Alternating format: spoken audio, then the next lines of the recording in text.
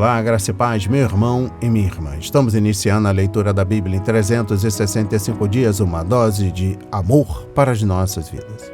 Hoje, no 186º dia, trago para leitura e comentários bíblicos os livros de 1 de Reis, capítulo 8, livro do profeta Isaías, capítulos 36 e 37, e o livro do apóstolo Marco, capítulo 5, versículos 1 a 20. Tudo preparado? Nosso kit de fé? Bloco de anotação, caneta ou lápis, a Bíblia? Ela é muito importante, pois através dela nos aproximamos de Deus, fortalecendo assim a nossa fé e a esperança. Enquanto você se organiza aí, um lembrete muito rápido. Todos nós temos a necessidade de estarmos em comunhão com Deus diariamente. Comunhão esta, agora a leitura da Bíblia, ouvir os nossos devocionais. A Bíblia, meu irmão, minha irmã, está cheia de promessas. Alimente a sua fé. A sua palavra tem muito mais força do que as coisas contrárias. Estamos vivendo um tempo em que devemos abrir os olhos. O mal está aí, não está aqui para roubar o seu carro, a sua roupa, seu relógio, seu celular. Ele vem para roubar esta semente aqui agora, a leitura da Bíblia e os propósitos que Deus tem para você, sobretudo a sua fé. Precisamos usar todos os recursos que Deus tem nos dado através da Bíblia, pois ela faz gerar a fé, nos faz ter o alimento, a cura, a restauração. E a compreensão da palavra vem através da revelação do Espírito Santo. Senhor, revele a compreensão de sua palavra. Senhor, me dê compreensão da sua palavra hoje e sempre. Tu és bom, Senhor. Em nome de Jesus, amém. E graças a Deus. Se desconecte de tudo e permita que a palavra do Senhor adentre em vossos corações. Vamos para a leitura no livro 1 de Reis, capítulo 8.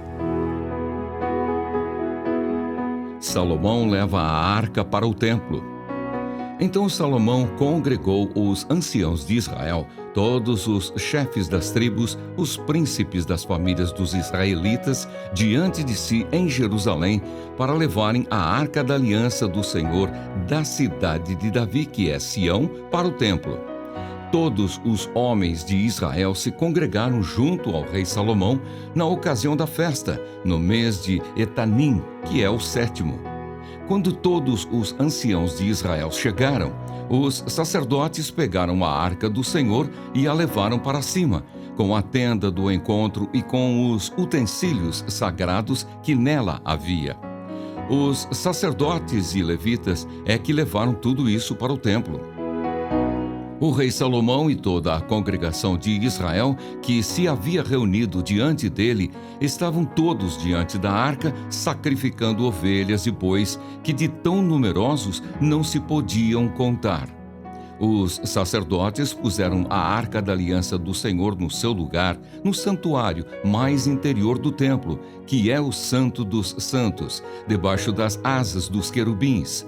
Pois os querubins estendiam as asas sobre o lugar da arca e do alto cobriam a arca e os seus cabos.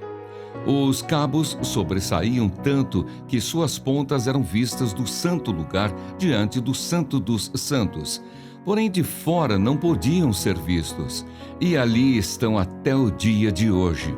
Nada havia na arca a não ser as 2 tábuas de pedra que Moisés havia colocado ali em Horebe, quando o Senhor fez aliança com os filhos de Israel ao saírem da terra do Egito. Quando os sacerdotes saíram do santuário, uma nuvem encheu a casa do Senhor, de maneira que os sacerdotes não puderam permanecer ali para ministrar por causa da nuvem, porque a glória do Senhor encheu a casa do Senhor. Então Salomão disse: O Senhor declarou que habitaria em trevas espessas. Na verdade, edifiquei uma casa para a tua morada, lugar para a tua eterna habitação. Salomão fala ao povo. Depois o rei voltou o rosto e abençoou toda a congregação de Israel, que se mantinha toda em pé. Salomão disse: Bendito seja o Senhor, o Deus de Israel, que falou pessoalmente com Davi, meu pai, e pelo seu poder cumpriu o que prometeu, dizendo: Desde o dia em que tirei o meu povo de Israel do Egito, não escolhi cidade alguma de todas as tribos de Israel para edificar um templo a fim de ali estabelecer o meu nome. Porém, escolhi Davi para governar o meu povo de Israel. Também Davi, meu pai, havia proposto em seu coração edificar um templo ao nome do Senhor, o Deus de Israel. Porém o Senhor disse a Davi, meu pai: Você fez bem quando resolveu em seu coração edificar um templo ao meu nome. Todavia não será você quem edificará esse templo. O seu filho, que descenderá de você, ele o edificará ao meu nome. Assim o Senhor cumpriu a palavra que tinha dito, pois me levantei em lugar de Davi, meu pai, e me assentei no trono de Israel, como o Senhor havia prometido, e edifiquei o templo ao nome do Senhor, o Deus de Israel. E nele preparei um lugar para a arca em que estão as tábuas da aliança que o Senhor fez com os nossos pais, quando os tirou da terra do Egito. Salomão ora a Deus. Salomão se pôs diante do altar do Senhor, na presença de toda a congregação de Israel, estendeu as mãos para os céus e disse: Ó Senhor Deus de Israel, não há Deus como tu em cima nos céus, nem embaixo na terra. Tu guardas a aliança e a misericórdia aos teus servos, que de todo o coração andam diante de ti. Cumpriste para com o teu servo Davi, meu pai, o que lhe prometeste. Pessoalmente o disseste e pelo teu poder o cumpriste, como hoje se vê. Agora, pois, ó Senhor, Deus de Israel, cumpre a outra promessa que fizeste a teu servo Davi, meu pai, quando declaraste, dizendo: Nunca lhe faltará sucessor diante de mim, que se assente no trono de Israel, contanto que os seus filhos guardem o seu caminho para andarem diante de mim, como você andou. Agora também, ó Deus de Israel, que se cumpra a palavra que disseste a teu servo Davi, meu pai. Mas será que de fato Deus poderia habitar na terra? Eis que os céus e até o céu dos céus não te podem conter, muito menos este templo que eu edifiquei. Atenta, pois, para a oração de teu servo e para a sua súplica, ó Senhor meu Deus, ouvindo o clamor e a oração que faz hoje o teu servo diante de ti. Que os teus olhos estejam abertos noite e dia sobre este templo, sobre este lugar do qual disseste: O meu nome estará ali, para ouvires a oração que o teu servo fizer neste lugar. Ouve, pois, a súplica do teu servo e do teu povo de Israel, quando orarem neste lugar. Ouve no céu, lugar da tua habitação. Ouve e perdoa. Se alguém pecar contra o seu próximo e lhe for exigido que jure, e ele vier jurar diante do teu altar neste templo, ouve tu nos céus, age e julga os teus servos, condenando o ímpio, fazendo com que pague por seus atos, e justificando o justo, para lhe retribuires segundo a sua justiça. Quando o teu povo de Israel, por ter pecado contra ti, for derrotado por um inimigo, e se converter a ti, confessar o teu nome, orar e suplicar a ti neste templo, ouve tu nos céus, perdoa o pecado do teu povo de Israel e faze-o voltar à terra que deste aos seus pais. Quando o céu se fechar e não houver chuva, por ter o povo pecado contra ti, e ele orar neste lugar, confessar o teu nome e se converter dos seus pecados, depois de o haveres castigado, ouve tu nos céus, perdoa o pecado de teus servos e do teu povo de Israel, ensinando-lhes o bom caminho em que devem andar, e envia chuva sobre esta tua terra que deste em herança ao teu povo.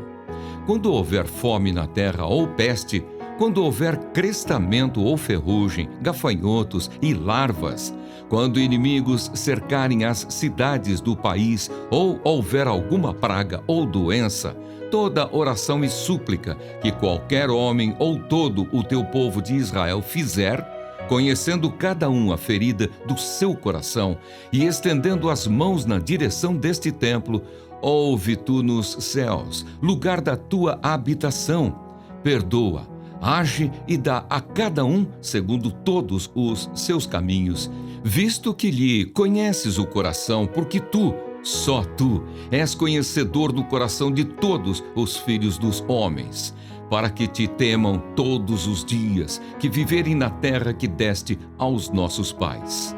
Também ao estrangeiro que não for do teu povo de Israel, porém vier de uma terra distante, por amor do teu nome, porque ouvirão do teu grande nome e da tua mão poderosa e do teu braço estendido, e orar, voltado para este templo, ouve tu nos céus, lugar da tua habitação, e faze tudo o que o estrangeiro te pedir, a fim de que todos os povos da terra conheçam o teu nome, para te temerem como o teu povo de Israel, e para saberem que este templo que eu edifiquei é chamado pelo teu nome.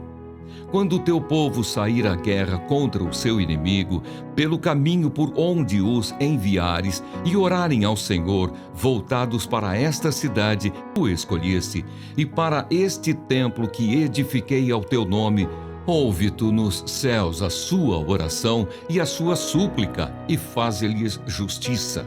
Quando pecarem contra ti, pois não há ninguém que não peque, e tu te indignares contra eles e os entregares às mãos do inimigo, a fim de que os leve cativos à terra inimiga, longe ou perto daqui. E se na terra onde forem levados cativos caírem em si e se converterem, e na terra do seu cativeiro te suplicarem, dizendo: pecamos, procedemos mal e cometemos iniquidade. E se eles se converterem a ti de todo o seu coração e de toda a sua alma, na terra de seus inimigos, que os levarem cativos, e orarem a ti, voltados para a sua terra, que deste aos seus pais, para esta cidade que escolheste, e para o templo que edifiquei ao teu nome, ouve tu nos céus, lugar da tua habitação, a sua prece e a sua súplica, e faze-lhes justiça. Perdoa ao teu povo que houver pecado contra ti, todas as suas transgressões que houverem cometido contra ti, e move tu a compaixão os que os levaram cativos, para que se compadeçam deles, porque é o teu povo e a tua herança que tiraste da terra do Egito, do meio da fornalha de ferro, para que os teus olhos estejam abertos à súplica do teu servo e à súplica do teu povo de Israel, a fim de os ouvires em tudo o que clamarem a ti. Pois tu, ó Senhor Deus, os separaste dentre todos os povos da terra para serem a tua herança, como falaste por meio do teu servo Moisés, quando tiraste do Egito os nossos pais. Salomão abençoa o povo. Quando Salomão acabou de fazer ao Senhor toda esta oração e súplica, ele se levantou de diante do altar do Senhor, onde tinha se ajoelhado com as mãos estendidas para os céus. Ele se pôs em pé e abençoou toda a congregação de Israel em alta voz, dizendo: Bendito seja o Senhor, que deu repouso ao seu povo de Israel, segundo tudo o que havia prometido. Nenhuma só palavra falhou de todas as boas promessas que fez por meio de Moisés, seu servo. Que o Senhor nosso Deus esteja conosco, assim como esteve com os nossos pais. Que Ele não nos deixe nem nos abandone. Que Ele faça com que o nosso coração se incline para Ele, a fim de andarmos em todos os seus caminhos e guardarmos os seus mandamentos e os seus estatutos e os seus juízos, que ordenou aos nossos pais. Que estas minhas palavras com que supliquei diante do Senhor estejam presentes diante do Senhor nosso Deus de dia e de noite, para que Ele faça justiça ao seu servo e ao seu povo de Israel, segundo cada dia o exigir, para que todos os povos da terra saibam que o Senhor é Deus e que não há outro. Que o coração de vocês seja fiel para com o Senhor, nosso Deus, para andarem nos seus estatutos e guardarem os seus mandamentos, como vocês estão fazendo hoje. A conclusão da solenidade. Então o rei e todo Israel com ele ofereceram sacrifícios ao Senhor. Salomão ofereceu em sacrifício pacífico ao Senhor 22.000 bois e 120.000 ovelhas. Assim o rei e todos os filhos de Israel consagraram a casa do Senhor. No mesmo dia, o rei consagrou o meio do átrio que estava diante da casa do Senhor, pois ali ofereceu os holocaustos e as ofertas com a gordura dos sacrifícios pacíficos. Ele fez isso porque o altar de bronze que estava diante do Senhor era muito pequeno para nele caberem os holocaustos, as ofertas de cereais e a gordura dos sacrifícios pacíficos.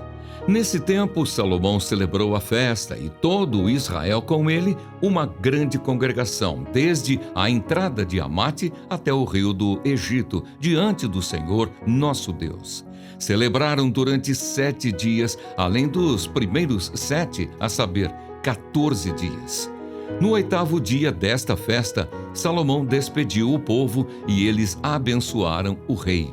Então voltaram para as suas tendas, alegres e de coração contente, por causa de todo o bem que o Senhor tinha feito a Davi, seu servo, e a Israel, seu povo. Amém.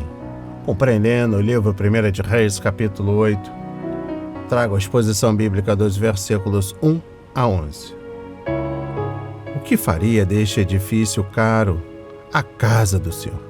Não era o simples fato de Deus ter ordenado que ele fosse erguido e escolhido Salomão para construí-lo, ou de ele ter dado os planos a Davi e provido a riqueza para construí-lo.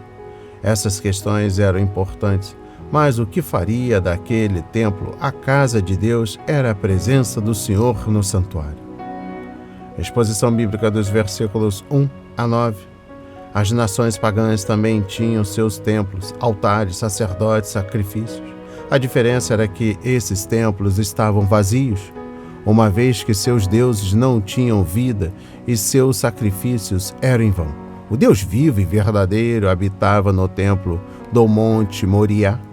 É por isso que o primeiro ato de dedicação de Salomão foi trazer a arca da aliança do Senhor que estava na tenda que Davi havia montado para ela, conforme 2 Samuel capítulo 6, versículo 17, e colocá-la no santuário interior do templo. O fato desse serviço de dedicação, de acontecimento, durante a festa das barracas foi importante, pois a arca havia conduzido Israel durante sua jornada no deserto. Compreendendo o versículo 9, era importante que Israel obedecesse à lei de Deus que estava guardada na arca. Os israelitas já não eram peregrinos, mas as varas foram deixadas na arca como um lembrete da fidelidade de Deus para com seu povo durante aqueles 40 anos de disciplina. Exposição bíblica dos versículos 10 e 11, quando Salomão e o povo honraram Deus e colocaram seu trono no lugar santíssimo, a glória do Senhor veio e encheu a casa. A nuvem de glória guiou Israel pelo deserto, conforme Números 9, versículos 15 a 23. Mas agora essa glória veio habitar dentro do belo templo que Salomão havia construído. Uma vez que a glória encheu a casa, os sacerdotes adoraram a Deus com vozes e instrumentos, pois o Senhor está entronizado entre os louvores de seu povo. Conforme Salmos 22, versículo 3. Compreendendo o versículo 11, a presença da glória de Deus era a marca distintiva da nação de Israel, conforme Êxodo 33, versículos 12 a 23, Romanos 9, versículo 4. Os pecadores do povo fizeram a glória do Senhor se apartar do tabernáculo, conforme 1 de Samuel capítulo 4, versículos 19 a 22, mas aqui ela está de volta. Mais tarde a glória viria à terra na pessoa de Jesus Cristo, conforme Mateus 17, versículos 1 a 7 e João 1, versículo 14. Desde a vinda do Espírito no Pentecoste, conforme Atos capítulo 2, a glória do Altíssimo habita em cada um dos filhos de Deus, conforme 1 de Coríntios capítulo 6, versículos 19 e 20. Assim como na igreja local, 1 de Coríntios capítulo 3, versículo 16, e na igreja universal, Efésios 2, versículos 19 a 22, até a volta de Jesus para nos levar à glória eterna. Nossos privilégios e responsabilidades é render glória a Ele enquanto servirmos aqui na terra. Compreendendo o versículo 12, o povo estava reunido na Assembleia e todos haviam acabado de ver uma manifestação maravilhosa da glória de Deus. No entanto, Salomão começou o seu discurso com essas palavras: o Senhor disse que habitaria numa nuvem escura. Por que falar de escuridão quando eles haviam acabado de contemplar a glória radiante de Deus? É que o rei estava se referindo às palavras do Senhor a Moisés no Monte Sinai. Virei numa densa nuvem a fim de que o povo, ouvindo-me falar com você, passe a confiar sempre em você, conforme Êxodo 19, versículo 9. Compreendendo o versículo 23, Salomão começou a sua oração com louvor e ação de graças ao Senhor, o Deus que fazia e cumpria alianças. Não há Deus como tu. Compare com Êxodo 15, versículos 11, Deuteronômio 4, versículo 39. Em seguida, ele se referiu à aliança de Deus com seu pai, Davi, a aliança que designou Salomão como herdeiro do trono de Israel e construtor do templo, conforme 2 Samuel capítulo 7. Contudo, Salomão também reivindicou a promessa da aliança acerca da dinastia davídica e orou para que a linhagem real de Davi continuasse, exatamente como Deus havia prometido. Sem dúvida, o cumprimento final dessa promessa está em Jesus Cristo, conforme Lucas 1, versículos 26 a 33, versículos 67 a 75 e Atos 2, versículos 29 a 30 e Romanos 1, versículo 3. Compreendendo o versículo 27, enquanto Salomão orava, ficou impressionado com o contraste entre a grandeza de Deus e a importância do trabalho que ele havia feito na construção do templo. Como Deus Todo-Poderoso, o Deus dos céus, poderia habitar em um edifício feito por mãos humanas? Então, Salomão percebeu que a vontade de Deus de habitar com seu povo era totalmente um ato de graça. Exposição bíblica dos versículos 46 a 51. Salomão apresentou várias razões pelas quais o Senhor deveria perdoar o seu povo quando Israel se arrependeu e voltou para ele. Afinal, aquele era seu povo que ele havia comprado e libertado do cativeiro egípcio, conforme versículo 51. Israel era o povo especial de Deus, separado das outras nações para glorificá-lo e cumprir sua missão na terra. Mais uma vez, Salomão revelou seu conhecimento do livro de Deuteronômio, capítulo 4, versículo 20, capítulo 7, versículo 6, capítulo 9, versículos 26 a 29, capítulo 32, versículo 9. Exposição bíblica dos versículos 52 a 53. A oração termina com uma súplica para que o Senhor não se esqueça das orações do povo e de Salomão, o rei ungido, filho e herdeiro de Davi. Em outro relato sobre a dedicação, Salomão orou: lembra-te da fidelidade prometida a teu servo Davi. 2 de Crônicas, capítulo 6, versículo 42. Referindo-se às promessas de Deus a Davi na aliança, conforme 2 de Samuel, capítulo 7, Salmos 89, versículos 19 a 29. A fidelidade de Deus prometida a Davi, conforme Isaías 55, versículo 3, implica a vinda de Jesus Cristo, o Filho de Davi, para ser o Salvador do mundo, conforme Atos 13, versículos 32 a 40. Exposição bíblica dos versículos 54 a 61. O rei estava ajoelhado na plataforma especial perto do altar, com as mãos levantadas para Deus, mas aqui ele se levantou para dar ao povo uma bênção do Senhor. Normalmente eram os sacerdotes que abençoavam o povo, conforme número 6, versículos 22 a 27. Mas, em uma ocasião especial como esta, o rei podia dar a bênção, como Davi, 2 de Samuel, capítulo 6, versículos 18 e 20. Salomão abençoou a Assembleia e, por meio dela, toda a nação. E ele deu graças a Deus por suas grandes misericórdias. Exposição bíblica dos versículos 56 a 61. Salomão pediu ao Senhor para se lembrar da oração que ele havia feito com os lábios e de coração, conforme versículos 59 e 60. Nossas palavras faladas são apenas ar expirado e sons vocais e desaparecem quase de imediato. Contudo, nenhuma oração feita com fé ao Senhor é esquecida, pois Deus se lembra de nossas orações e responde a elas em seu tempo e à sua maneira. Conforme Apocalipse 5, versículos 8, capítulo 8, versículo 3. Exposição bíblica dos versículos 62 a 66. Jesus muitas vezes usou lugares onde eram feitas as refeições para ensinar a palavra. Também a igreja primitiva, de vez em quando, realizava o que era conhecida como Festa do Amor, Ágape, uma refeição conjunta que talvez fosse a única ocasião na semana em que alguns dos membros, especialmente os escravos, podiam comer melhor. Conforme 1 Coríntios capítulo 11, versículos 20 a 22, versículos 33 a 34 e Judas, número 12. Os membros das diversas comunidades cristãs de Jerusalém muitas vezes comiam juntos, conforme Atos 2, versículos 42 a 47, capítulo 6, versículo 1, capítulo 16, versículo 34.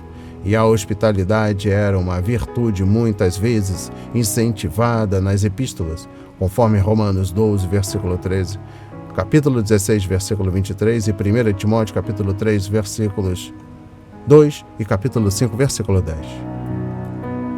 E eu encerro a compreensão do livro 1 de Reis, capítulo 8, com o versículo 66. Deus não vive nos prédios que erguemos para abrigar as igrejas, mas quando nos reunimos nesses espaços consagrados ao Senhor. Devemos enfatizar a adoração, a comunhão, a alegria e o testemunho. Essas reuniões são ocasiões de alegria e solenidade. Adorem o Senhor com temor. Exultem com tremor, conforme Salmos 2, versículo 11. Quando o Espírito Santo está no controle, alegria e reverência caracterizam as reuniões do povo de Deus.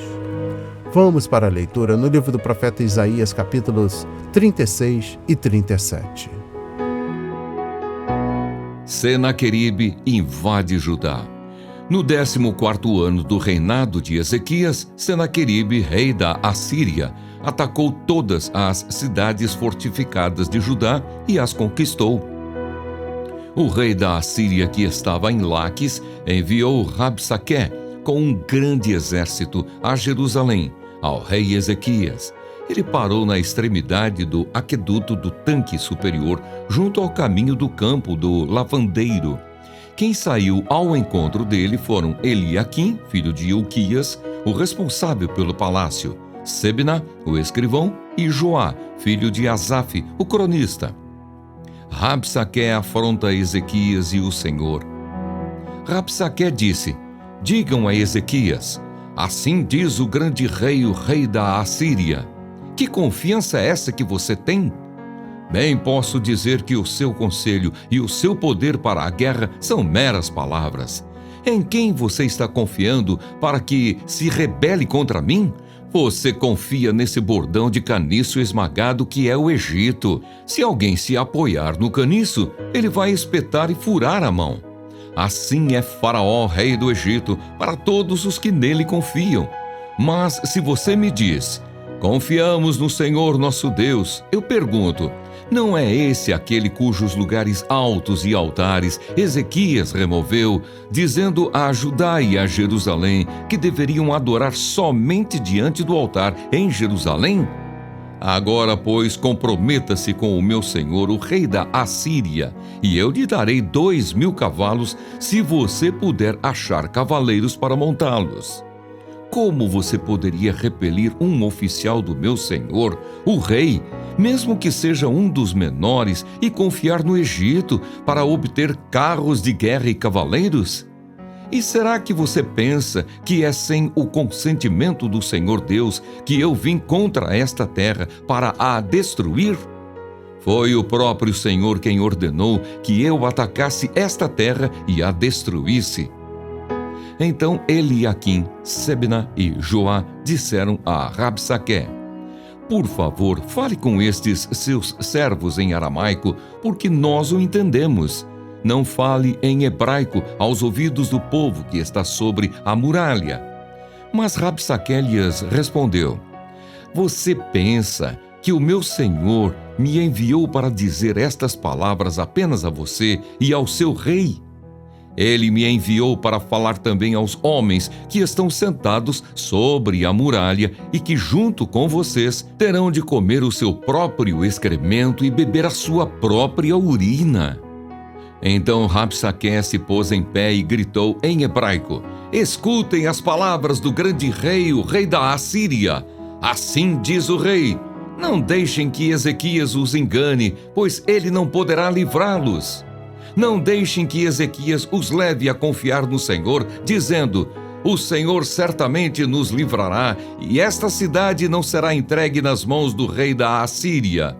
Não deem ouvidos a Ezequias, porque assim diz o rei da Assíria: Façam as pazes comigo e se entreguem. Então cada um comerá da sua própria videira e da sua própria figueira, e beberá a água da sua própria cisterna, até que eu venha e os leve para uma terra como a de vocês, terra de cereal e de vinho, terra de pão e de vinhas. Não deixem que Ezequias os engane, dizendo: O Senhor nos livrará. Será que os deuses das nações puderam livrar cada um a sua terra das mãos do rei da Assíria? Onde estão os deuses de Amate e de Arpade? Onde estão os deuses de Sefarvaim? Será que eles livraram Samaria das minhas mãos? De todos os deuses destes países, quais foram os que livraram a sua terra das minhas mãos? Então, como o Senhor poderá livrar Jerusalém das minhas mãos? Eles, porém, ficaram calados e não lhe responderam palavra, porque assim lhes havia ordenado o rei: não lhe respondam. Então Eliaquim, filho de Hilquias, o responsável pelo palácio, e Sebna, o escrivão, e Joá, filho de Asaf, o cronista, voltaram para junto do rei Ezequias, com as suas roupas rasgadas, e lhe contaram o que Rabsaque tinha dito. Ezequias consulta o profeta Isaías. Quando o rei Ezequias ouviu isto, rasgou as suas roupas, cobriu-se de pano de saco e entrou na casa do Senhor. Então ele mandou que Eliaquim, o responsável pelo palácio, Sebna, o escrivão, e os anciãos dos sacerdotes, todos vestidos de pano de saco, fossem falar com o profeta Isaías, filho de Amós. Eles lhe disseram: Assim diz Ezequias: Este dia é dia de angústia, de castigo e de vergonha. Como se costuma dizer, chegou a hora de a criança nascer, mas a mãe não tem forças para dar à luz. É bem possível que o Senhor, seu Deus, tenha ouvido as palavras de Rabsaque, a quem o rei da Assíria, seu senhor, enviou para afrontar o Deus vivo, e repreenda as palavras que ouviu. Portanto, ore pelo resto que ficou. Os servos do rei Ezequias foram falar com Isaías, que lhes disse: Digam ao rei o seguinte: Assim diz o Senhor, não tenha medo por causa das palavras que você ouviu, com as quais os servos do rei da Assíria blasfemaram contra mim. Eis que porei nele um espírito, e ele, ao ouvir certo rumor, voltará para a sua terra, e lá eu farei com que ele seja morto à espada. A carta do rei da Assíria.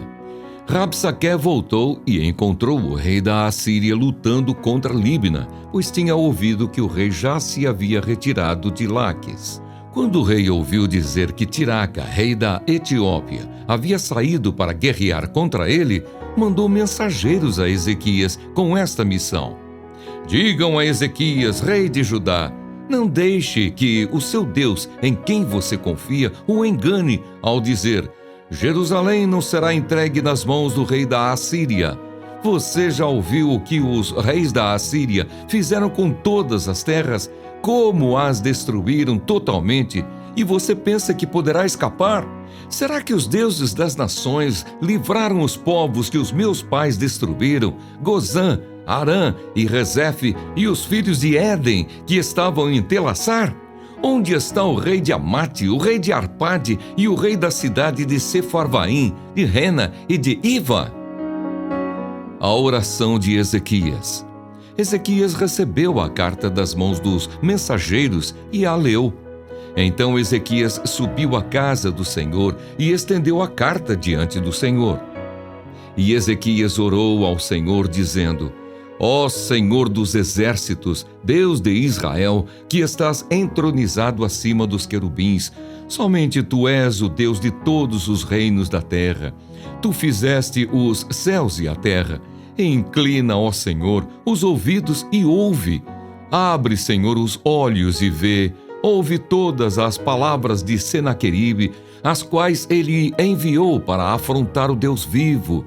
É verdade, Senhor, que os reis da Assíria assolaram todos os países e suas terras e lançaram no fogo os deuses deles, porque não eram deuses, mas objetos de madeira e pedra feitos por mãos humanas. Por isso os destruíram.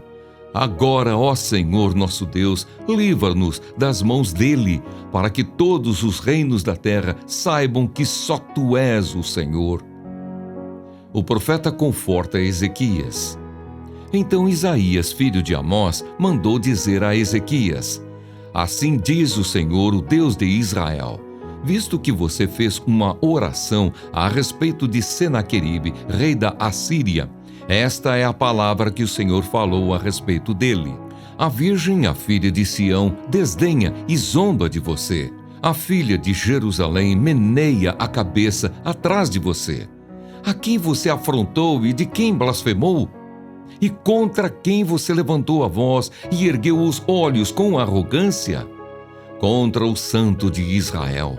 Por meio dos seus servos, você afrontou o Senhor e disse: Com a multidão dos meus carros de guerra, eu subi ao alto dos montes, ao mais interior do Líbano. Cortei os seus altos cedros e os seus melhores ciprestes. Cheguei ao lugar mais elevado, ao seu denso bosque. Eu mesmo cavei e bebi as águas, e com as plantas de meus pés sequei todos os rios do Egito. Por acaso você não ouviu que há muito tempo eu, o Senhor, determinei estas coisas e que já desde os dias remotos as tinha planejado? Agora eu as faço acontecer. Eu quis que você reduzisse a montões de ruínas as cidades fortificadas. Por isso, os seus moradores, debilitados, andaram cheios de temor e envergonhados.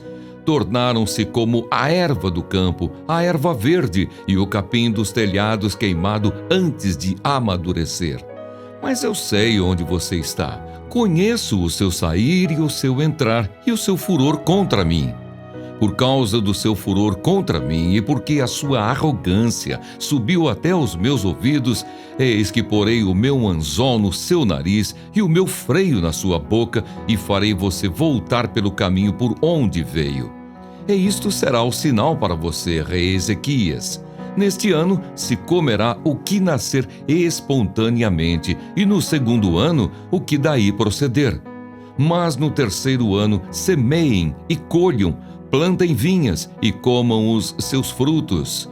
Aqueles da casa de Judá que escaparam e ficaram como remanescente, tornarão a lançar raízes e a dar frutos, porque de Jerusalém sairá o remanescente, e do monte Sião o que escapou. O zelo do Senhor dos Exércitos fará isto. Portanto, assim diz o Senhor a respeito do rei da Assíria: Ele não entrará nesta cidade, nem lançará nela flecha alguma. Não virá adiante dela com escudo, nem construirá rampas de ataque contra ela.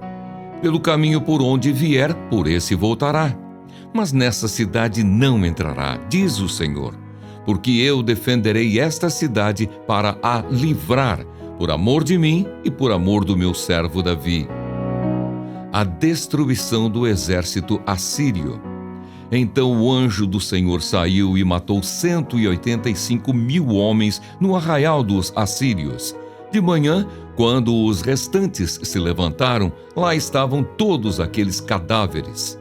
Então Senaqueribe, rei da Assíria, levantou acampamento, foi embora, voltou para Nínive e por lá ficou. Certo dia, quando ele estava adorando no templo de seu deus Nisroque, os seus filhos Adrameleque e Sarezer o mataram à espada. Depois fugiram para a terra de Ararate e Esar-Adom, filho de Senaqueribe, reinou em seu lugar. Amém. compreendendo o livro do profeta Isaías, capítulo 36, porém trago aqui uma exposição bíblica do capítulo 36, versículo 1 ao capítulo 39, versículo 8. Os que estudam a Bíblia normalmente concordam que a doença de Ezequias, conforme capítulo 38, e a acolhida imprudente dos enviados, conforme capítulo 39, ocorreram antes da invasão à Síria, possivelmente entre a época em que Ezequias enviou o tributo e Senaqueribe quebrou a aliança. Então, por que esses capítulos não estão dispostos em ordem cronológica? O profeta dispôs o relato como uma parte entre as duas partes de seu livro.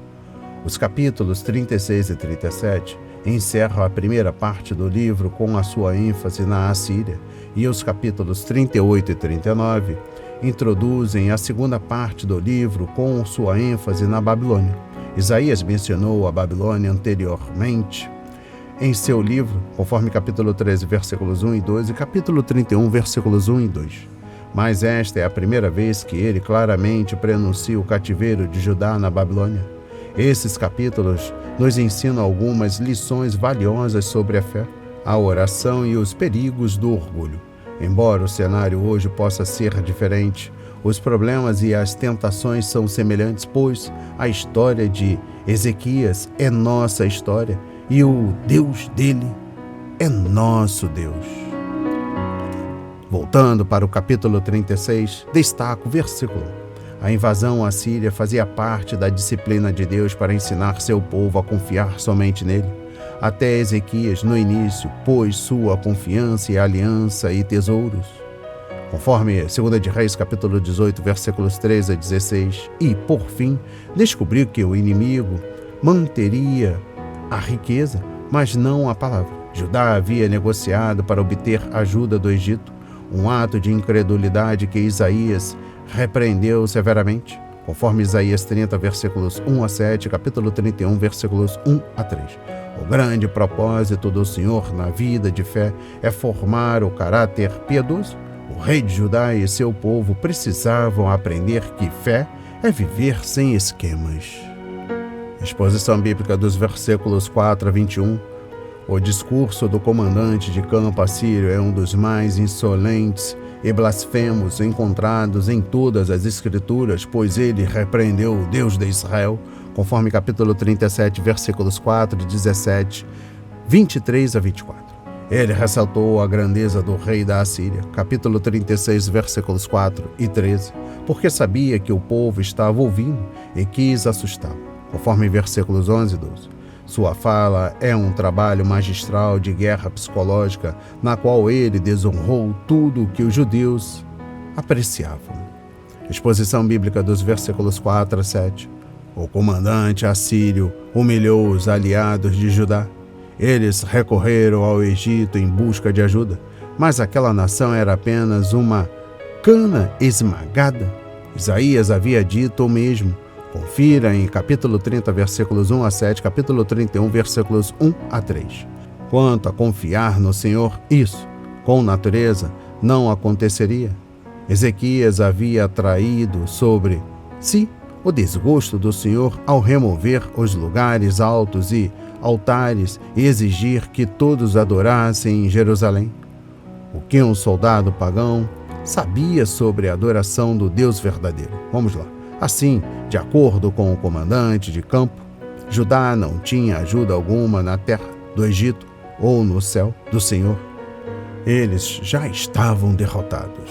Exposição bíblica dos versículos 8 e 9. O comandante de campo assírio zombou dos recursos militares dos judeus. Ezequias havia fortificado Jerusalém, conforme 2 de Crônicas, capítulo 32, versículos 2 a 8. Mas o chefe inimigo riu da capacidade de Judá de se defender. O reino de Ezequias não tinha soldados, cavalos ou carro suficiente para opor resistência aos assírios. Ainda que a Síria fornecesse os equipamentos, os homens judeus eram muito fracos para derrotar os oficiais menos importantes do inimigo. Todos os carros e cavaleiros do Egito nunca poderiam derrotar o grande exército de Senaqueribe. Compreendendo o versículo 10, o golpe de misericórdia do comandante de campo foi que tudo o que a Síria havia feito estava de acordo com a vontade do Senhor. Como Judá poderia lutar contra seu Deus? De certo modo, esta declaração era verdadeira, pois Deus está no comando das nações do mundo. Mas nenhuma nação pode fazer o que lhe agrada e usar Deus como desculpa, como Senaqueribe e seu exército logo descobriram. Compreendendo o versículo 21, Ezequias e Isaías haviam pedido ao povo que confiasse no Senhor, mas o comandante de campo assírio fez o povo se lembrar de que os deuses das outras nações não conseguiram protegê-las e livrá-las. Ezequias sabia o porquê? Veja conforme capítulo 37, versículos 18 e 19. Até Samaria foi derrotada e o povo de lá adorava o mesmo Deus que Judá. Para o comandante assírio, o Senhor era apenas mais um Deus e Senaqueribe não precisava se preocupar com ele. Por ordem do rei, ninguém respondeu às palavras do comandante de campo. A melhor resposta para a insolência é o silêncio. A libertação de Jerusalém não dependia de uma negociação com o inimigo, mas sim da confiança do Senhor. Uma exposição bíblica do capítulo 36, versículo 22, ao capítulo 37, versículo 13. Mesmo tendo levado a Síria a castigar Judá, o Senhor havia determinado que Jerusalém não seria tomada pelo inimigo, conforme capítulo 10, versículo 5 a 34. Antes da invasão, quando Ezequias ficou muito doente, Isaías lhe assegurou que a nação seria libertada, conforme capítulo 38, versículos 4 a 6. As promessas de Deus são fiéis, mas o povo do Senhor deve declará-las pela fé, para que ele possa trabalhar em seu favor. Então, Ezequias mandou um recado para a Síria, pedindo-lhes para orar, e o próprio rei clamou pela ajuda do Senhor. Na edificação de nossa fé, a palavra de Deus e a oração andam juntas. Romanos 10, versículo 17. É por isso que Isaías enviou ao rei uma mensagem do Senhor. Sua palavra de encorajamento tinha 3 pontos. O primeiro era o que o rei não deveria temer. O segundo, que os assírios partiriam dali para destruir a cidade. E o terceiro, que o grande rei morreria na Síria. Compreendendo o versículo 22, Ezequias e seus oficiais se humilharam diante do Senhor e buscaram sua face. Quando o rei entrou no templo, talvez tenha se lembrado da promessa que Deus havia feito a Salomão depois de ele ter consagrado o templo.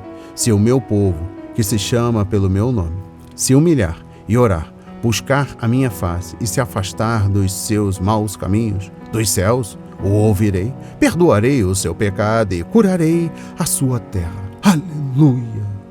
2 de Crônicas, capítulo 7, versículo 14. Compreendendo o capítulo 37, trago o versículo 14. Quando os 3 oficiais assírios voltaram para o posto de comando, descobriram que um exército egípcio estava a caminho para ajudar e defender Ezequias. Senaqueribe não queria lutar em 2 frentes na guerra. Por isso começou a pôr mais pressão em Jerusalém, a fim de que Judá se rendesse imediatamente. A mensagem ameaçadora chegou a Ezequias na forma de uma carta. O rei, então, a levou para o templo e abriu-a diante do Senhor. Exposição bíblica dos versículos 15 a 20. A oração de Ezequias está repleta de princípios teológicos bíblicos e é similar à súplica da igreja em Atos 4, versículos 24 a 31. O rei afirmou sua fé no único Deus vivo e verdadeiro e o adorou. O Senhor é o Senhor dos exércitos, conforme Salmos 46, versículos 7 e 11. Ele é o Senhor que fez os céus, conforme Salmos 96, versículo 5, e sabe o que está acontecendo em sua criação. Seus olhos podem ver nosso desespero e seus ouvidos podem ouvir nossas súplicas, conforme Salmos 115. O rei Ezequias não queria o livramento apenas por causa de seu povo, mas também para que somente Deus pudesse ser glorificado. Exposição bíblica dos versículos 21 a 35. A resposta de Deus a esta oração foi enviar ao rei Ezequias outra mensagem de segurança de 3 partes. Primeiro, Jerusalém não seria tomada, conforme versículos 22, 31 a 35. Segundo, os assírios partiriam, conforme versículos 23 a 29. E terceiro, os judeus não morreriam de fome, conforme versículo 30. Exposição bíblica do versículo 22 e 31 a 35. Jerusalém seria libertada, a filha de Sião ainda era virgem, não havia sido devastada pelo inimigo. Ela podia olhar para os assírios e fazer um não com a cabeça, em sinal de desprezo, pois ele não podia tocá-la. Deus pouparia seu remanescente e iria plantá-lo mais uma vez na terra. Exposição bíblica dos versículos 23 a 29. Os assírios partiram. Deus se dirigiu ao orgulhoso rei assírio e o fez se lembrar de todas as palavras prepotentes que ele e seus servos haviam dito. Senaqueribe esqueceu-se de que era apenas um instrumento do Senhor para cumprir os propósitos divinos na terra, e um instrumento não deve se gloriar contra o seu Criador. Conforme capítulo 10, versículos 5 a 19. Deus humilharia Senaqueribe e seu exército, ao tratá-los como animais e levá-los para longe de Jerusalém. Conforme capítulo 37, versículo 29. Compreendendo o versículo 30, o povo não morreria de fome. Não sabemos o mês em que estes eventos ocorreram, mas é provável que o tempo para ter uma nova colheita tivesse passado.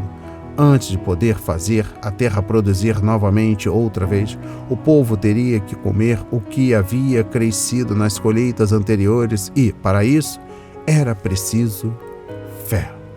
E eu encerro a compreensão do livro do profeta Isaías, capítulo 37, com a exposição bíblica dos versículos 36 a 38. Depois de deixar Judá como um homem derrotado, Senaqueribe retornou à sua cidade e capital Nínive.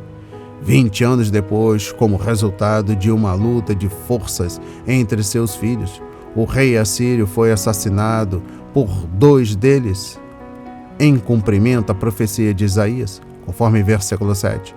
E o detalhe é que isso aconteceu no templo de seu Deus. O comandante de campo assírio havia escarnecido das divindades das outras nações, mas o próprio Deus de Senaqueribe não foi capaz de protegê-lo. Conforme versículo 7. Vamos para a leitura no livro do apóstolo Marcos, capítulo 5, dos versículos 1 a 20. A cura do endemoniado Gerazeno. Jesus e os discípulos chegaram à outra margem do mar, a terra dos Gerazenos. Ao desembarcar, logo um homem possuído de espírito imundo veio dos túmulos ao encontro de Jesus. Esse homem vivia nos túmulos e ninguém podia prendê-lo, nem mesmo com correntes. Porque, tendo sido muitas vezes preso com correntes e cadeias, as cadeias foram quebradas por ele e as correntes foram despedaçadas. E ninguém conseguia dominá-lo. Andava sempre de noite e de dia, gritando por entre os túmulos e pelos montes, ferindo-se com pedras. Quando de longe viu Jesus, correu e prostrou-se diante dele, gritando em alta voz: O que você quer comigo, Jesus, Filho do Deus Altíssimo? Por Deus, peço-lhe que não me atormente. Ele disse isto porque Jesus tinha dito a ele: Espírito imundo, saia desse homem. Então Jesus lhe perguntou: Qual é o seu nome? Ele respondeu: Legião é o meu nome, porque somos muitos. E pediu-lhe com insistência que não os mandasse para fora do país. Ora, uma grande manada de porcos estava pastando ali pelo monte, e os espíritos imundos pediram a Jesus: Mande-nos para os porcos, para que entremos neles. E Jesus o permitiu. Então, saindo os espíritos imundos, entraram nos porcos, e a manada, que era cerca de 2.000, precipitou-se despenhadeiro abaixo para dentro do mar, onde se afogaram. Os que tratavam dos porcos fugiram e foram anunciá-lo na cidade e pelos campos. Então o povo saiu para ver o que tinha acontecido. Aproximando-se de Jesus, viram o endemoniado, o que antes estava dominado pela legião, assentado, vestido em perfeito juízo, e temeram. Os que haviam presenciado os fatos contaram-lhes o que tinha acontecido ao endemoniado e também falaram a respeito dos porcos. E começaram a pedir com insistência que Jesus se retirasse da terra deles. Quando Jesus estava entrando no barco, aquele que antes estava possuído pelos demônios pediu com insistência que Jesus o deixasse ficar com ele. Jesus, porém, não o permitiu. Ao contrário, ordenou-lhe: vá para a sua casa, para os seus parentes, e conte-lhes tudo o que o Senhor fez por você e como teve compaixão de você. Então ele foi e começou a proclamar em Decápolis tudo o que Jesus lhe tinha feito, e todos se admiravam. Amém. Compreendendo o livro do apóstolo Marcos, capítulo 5, dos versículos 1 a 20, aqui vemos o que Satanás pode fazer com as pessoas. O diabo é um ladrão cujo principal objetivo é destruir, conforme João 10, versículo 10 e Apocalipse 9, versículo 11. A Bíblia não nos diz como os demônios entraram nestes homens e os dominaram. Possivelmente isso aconteceu porque eles se entregaram ao pecado. Demônios são espíritos imundos e podem facilmente ter um lugar na vida das pessoas que desenvolvem práticas pecaminosas. Nunca subestime o poder destrutivo de Satanás. Ele é nosso inimigo e, se pudesse, destruiria todos nós. Como um leão que ruge, ele procura nos devorar, conforme 1 de Pedro, capítulo 5, versículos 8 a 9. E Satanás age na vida dos cristãos, tentando-os para que vivam na desobediência, conforme Efésios 2, versículos 1 a 3. Exposição bíblica dos versículos 3 e 4. Praticamente tudo o que uma sociedade pode fazer por pessoas problemáticas é isolá-las, colocá-las sob vigilância e, se necessário, prendê-las, conforme Lucas 8, versículo 29. Muitas vezes este homem foi acorrentado, mas os demônios lhe deram força suficiente para quebrar as correntes. As tentativas de dominá-lo haviam falhado. Apesar de todos os avanços técnicos e de suas maravilhosas conquistas científicas, a humanidade até hoje não consegue lidar com os problemas causados por Satanás e pelo pecado, embora damos graças a Deus pelo fato de a sociedade oferecer uma qualidade limitada de restrições e proteção a pessoas com esse tipo de problema. Devemos admitir que ela não pode resolver definitivamente essas situações e libertar vítimas aterrorizadas por Satanás. Exposição bíblica dos versículos 6 a 13. Com amor, Jesus graciosamente foi ao encontro daquele homem oprimido e teve até de enfrentar uma tempestade para isso. Alguns acreditam que aquela tormenta no lago pode ter sido provocada por Satanás, uma vez que Jesus usou as mesmas palavras com que acalmou as águas para expulsar os demônios. Compare com o capítulo 1, versículo 25, capítulo 4, versículo 39. Talvez o diabo estivesse tentando destruir Jesus ou pelo menos impedi-lo de se aproximar do homem que precisava dele. Mas nada poderia impedir o Senhor de chegar àquele cemitério e trazer libertação ao endemoniado. Exposição bíblica dos versículos 12 a 13. Satanás tentou destruir este homem, mas Jesus veio para resgatá-lo. Pelo poder de sua palavra, o Filho de Deus expulsou os demônios e libertou o homem. Os demônios até creram na oração, pois imploraram para que Jesus não o enviasse para o abismo, o lugar de tormento, conforme versículo 7 e também Lucas 8, versículo 31. É encorajador observar que os demônios não sabiam o que Jesus planejava fazer. Isso sugere que Satanás só pode conhecer os planos de Deus se o Senhor quiser revelá-los. Na verdade, não há evidência alguma nas Escrituras de que o diabo é capaz de ler a mente de um cristão, muito menos a de Deus. Compreendendo o versículo 13, nesta ação Jesus provou a todos os espectadores que um milagre de libertação realmente havia acontecido. A destruição dos porcos também deu certeza ao homem de que os espíritos imundos que o atormentavam realmente haviam desaparecido. Contudo, mais do que qualquer coisa, o fato de 2.000 porcos terem se afogado era uma clara lição prática para a multidão que rejeitava Cristo de que, para Satanás, um porco é tão bom quanto um homem. Na verdade, o inimigo sempre fará do homem que se submete a ele algo semelhante a um animal imundo. O Senhor estava advertindo as pessoas contra os poderes do pecado e de Satanás. Foi um sermão de grande impacto diante dos olhos deles, sintetizado no texto de Romanos 6, versículo 23. O salário do pecado é a morte. E eu encerro a leitura da Bíblia e também da compreensão do livro do apóstolo Marcos, capítulo 5, versículos 1 a 20. Trago o versículo 19 e sua compreensão.